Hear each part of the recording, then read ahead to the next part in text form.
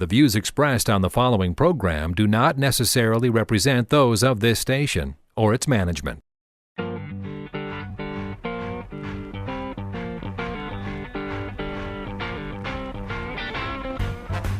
It's time now for Where You Live with Gene Sullivan, the show that deals with the news and events that affect you the most. Whether you rent or own, live in an HOA, single-family home, or an apartment building, Gene will tackle the issues right where you live. So, from the True North Painting Studios, here's the original Man of Steel, Resolve himself, who stands for truth, justice, and the association way. Here's Gene Sullivan.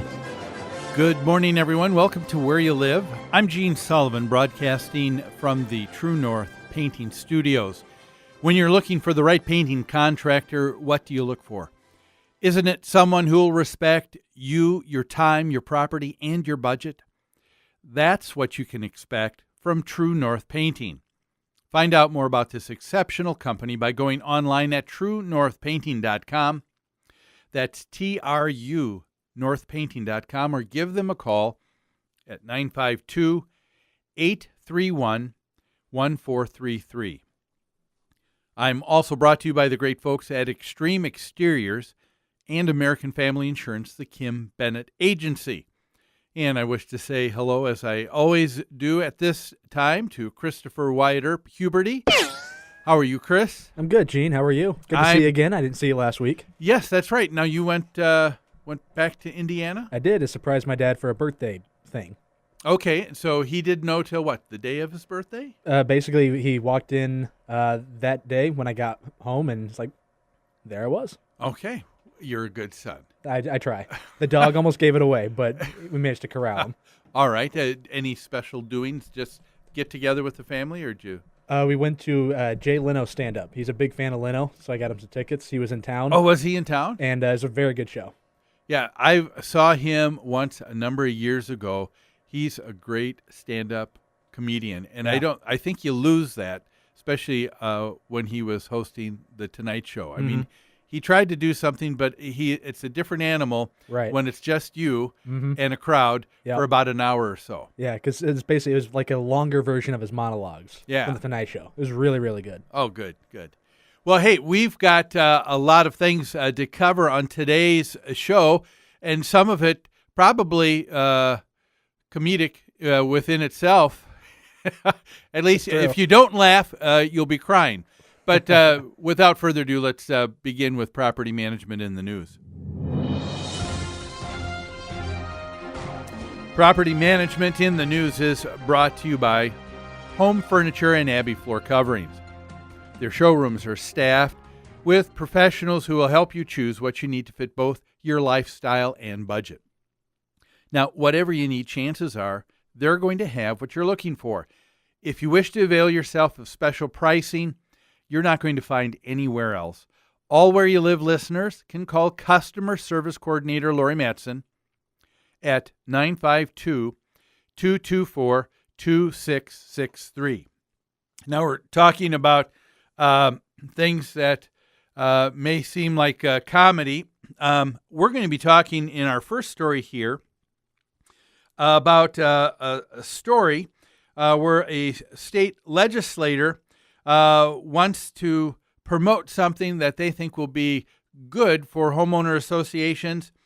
I want to call this the Seinfeld Statute. In other words, it's a bill about nothing. Okay? And I'll explain what I mean about this a little bit later in the show here today. But here's the situation that sort of began the ball rolling for this whole thought process for someone, a Representative Melanie George Smith in Newark, New Jersey. There was a situation, now picture if you will, a homeowner association of 23 homes in what most would regard a very small HOA. Now, of the 23 homes, there is one couple, Kenneth and Joanne Holbert, who said that they tried to pay their homeowner association fees, by sending checks to what was acknowledged as the designated address for the homeowners association, which in this case was a P.O. box.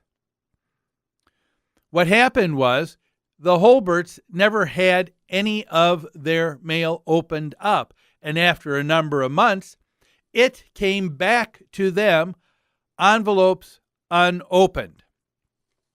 The association does not starts giving them letters saying you're not paying your dues. Now, when this all started, I don't know, did the first letter or two get lost in the mail?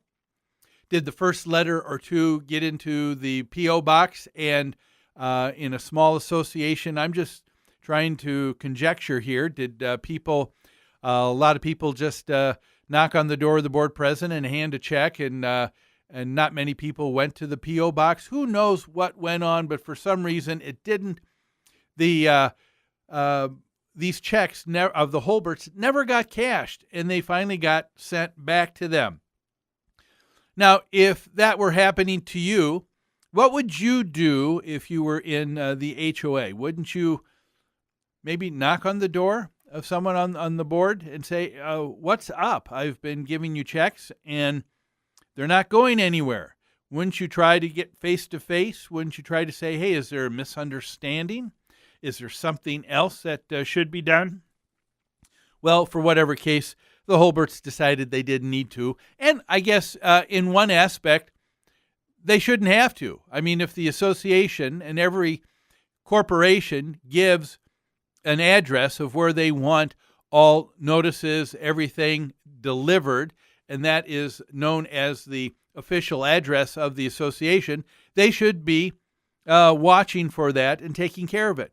Who knows? Maybe it was the situation that the board president had something against the Holberts, and that's what the Holberts were thinking, and that this whole thing started with them having a lawsuit against them for non-payment of their association dues. Anyway, things got mixed up here. Okay, so we've got this one situation. Well, from this one situation, Representative Melanie George Smith said and made a huge leap and said, you know what? This must mean that there is a huge issue in our state with homeowner associations. So we go from one situation to a huge leap. And she was saying, there are many association boards and homeowners that struggle with disputes over assessments. Well, that's kind of a inane comment to make, isn't it? I mean, I would venture to say that there's probably the same amount, if not more, people who dispute payment of their property taxes in the United States. But we don't go and make a leap and say, well, I guess because people seem to not agree and because there's difficulty, we need to put something else in place. And what is her decision? What does she think is the good idea that will help? Well, of course, it's another layer of government. She would like to start an ombudsman office to deal with association disputes.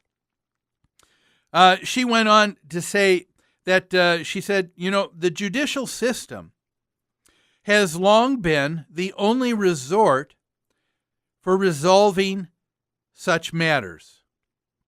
Okay, I agree that that's what we have in place, the judicial system to take care of resolving issues and disputes. And there's two kinds of disputes, right? One is a criminal and the other is civil.